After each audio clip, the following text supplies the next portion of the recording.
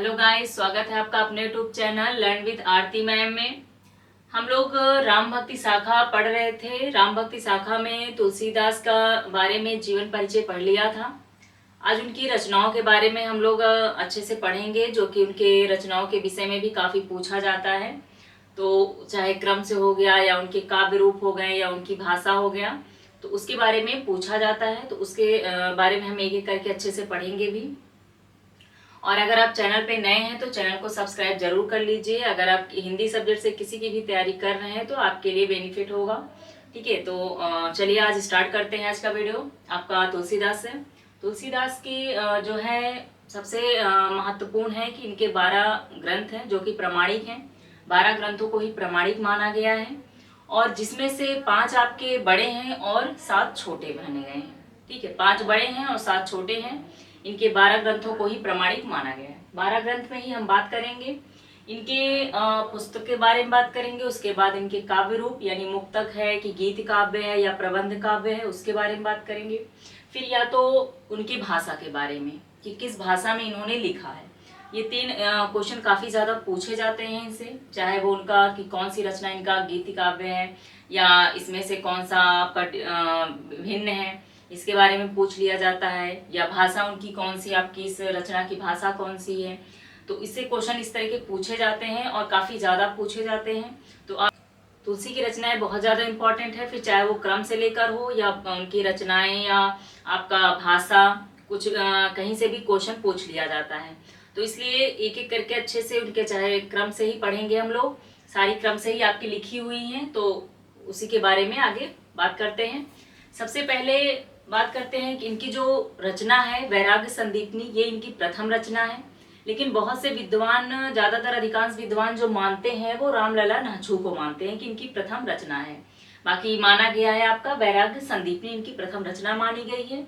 और अंतिम जो रचना मानी गई है वो कवितावली मानी गई है। ठीक है, कवितावली या कवितावली ये रचना उनकी अंतिम मानी गई है और वैराग्य संदीपनी प्रथम रचना मानी गई है। और वैराग्य संदीपनी और आपका रामाज्ञा प्रश्न। रामाज्ञा प्रश्न एक ज्योतिष ग्रंथ है। ठीक है, रामाज्ञा प्रश्न क्या है, ज्योतिष ग्रंथ भी है। तो आपका वैराग्य संदीपनी और रामाज्ञा प्रश्न ये एक मुक्तक काव्य है, मुक्तक काव्य है। और आपका वैराग्य संदीपनी जो है ये ब्रज भाषा में लिखी है और रामाज्ञा प्रश्न आपका अवधी भाषा में लिखी है। ठीक है, रामाज्ञा प्रश्न आपका अवधी भाषा में लिखी है। और रामलला नाछू, जानकी मंगल, रामचरितमानस, पार्वती मंगल ये आपके प्रबंध काव्य हैं। और ये जो इनकी भाषा है वो अवधी है। ठीक है, रामलला नाछू, जानकी मंगल, रामचरितमानस, पार्वती मंगल ये आपके प्रबंध काव्य हैं। और भाषा की पूछी जाए तो अवधी भाषा में लिखी गई ये रचनाएं। इनकी भाषा जरूर याद रखिएगा, काव्य रूप याद रखिएगा, इससे क्वेश्चन बहुत ज्यादा आते हैं। उसके बाद कृष्ण गीतावली, गीतावली और विनय पत्रिका ये आपके गीत काव्य हैं। ठीक है, कृष्ण गीतावली, गीतावली और विनय पत्रिका ये आपके गीत काव्य हैं। और इनकी जो भाषा है वो तीनों की ब्रज भाषा है। ठीक है, तीनों गीत काव्य हैं और तीनों की जो भाषा है वो ब्रज भाषा है। और उसके बाद हम बात करते हैं दोहावली की। तो ये आपका मुक्तक काव्य है और जो कि ब्रज भाषा में है। भैरवे रामायण, कवितावली ये भी आपके मुक्तक काव्य हैं। और भैरवे रामायण की बात करें तो ये अवधी भाषा में है। ठीक है, भैरवे रामायण से बात करें तो अवधी भाषा में है। और कवितावली काव्य रूप इसका मुक्तक है और भाषा कौन सी है, ब्रज भाषा है। कवितावली की ब्रज भाषा है। इसे जो है एक साथ याद करिएगा, जो कि मतलब आपके प्रबंध काव्य जैसे हो गए 4-5, तो एक साथ याद करिए। गीत काव्य हो गए 3 आपके, तो गीत काव्य एक साथ याद करिए, इससे आपको याद करने में आसानी हो जाती है। ठीक है, बाकी रामचरितमानस की अगर हम बात करें तो इसमें 7 कांड हैं। ठीक है, रामचरितमानस में 7 कांड आपके पूछे भी जाते हैं। और भैरवे रामायण और कवितावली में भी आपके 7 कांड हैं। ये कांड भी याद रखिएगा कि कितने कांड हैं, तो आपके 7 कांड हैं। रामचरितमानस में भी आपके 7 कांड हैं।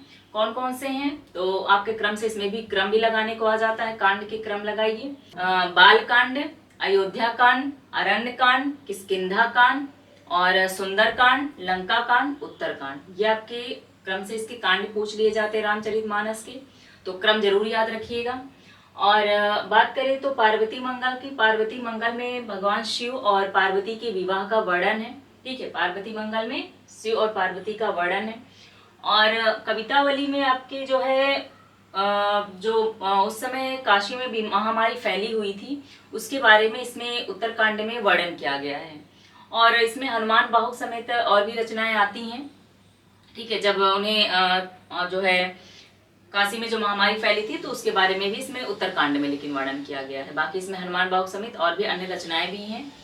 और इसमें आप पूरे क्रम से याद रखिएगा, और प्लस इसके काव्य रूप जो हैं वो और भाषा जरूर याद रखिएगा, 3-3 4-4 करके। जैसे आपका मुक्तक काव्य हो गया, कौन कौन सी रचना इनकी मुक्तक काव्य में है, कौन कौन सी प्रबंध काव्य में है, कौन सी गीत काव्य में है, तो 3-3 4-4 करके याद कर लेंगे तो आसानी से याद हो जाएगा। ठीक, आगे हम बात करते हैं तुलसीदास के बारे में। तुलसीदास के जो प्रथम रचना मानी जाती है, अभी हम लोगों ने देखा। ठीक है, जो तुलसीदास की प्रथम रचना कौन सी है, तो वैराग्य संदीपनी है। अधिकांश जो विद्वान है वो रामलला नहछो को मानते हैं।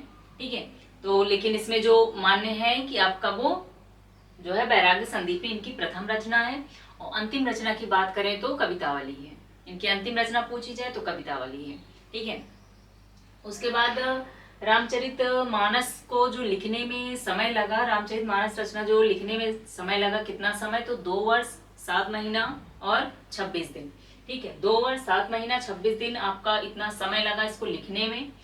और इस रामचरित मानस में आपके 7 कांड हैं। ठीक है, कितने कांड हैं, 7 कांड हैं। कौन कौन से ये कांड आपके पूछे जाते हैं, और भी क्रम से भी पूछे जाते हैं, तो आपको एकदम क्रम से 7 कांड याद होने चाहिए। ठीक है, बाल कांड, अयोध्या कांड, अरण्य कांड, किष्किंधा कांड, सुंदर कांड और लंका कांड, उत्तर कांड, ये आपके 7 कांड हैं।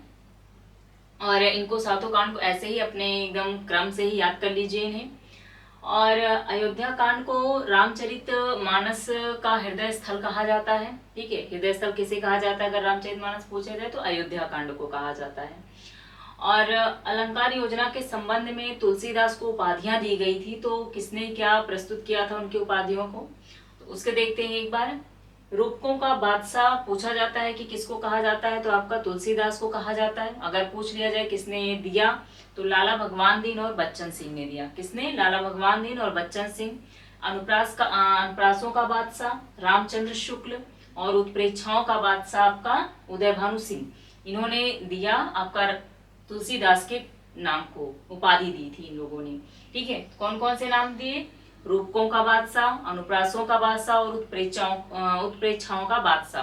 तुलसीदास को ये उपाधियां दी गई थी, और पूछी जाती है कि उपाधियां किसको हैं, तो आपका तुलसीदास।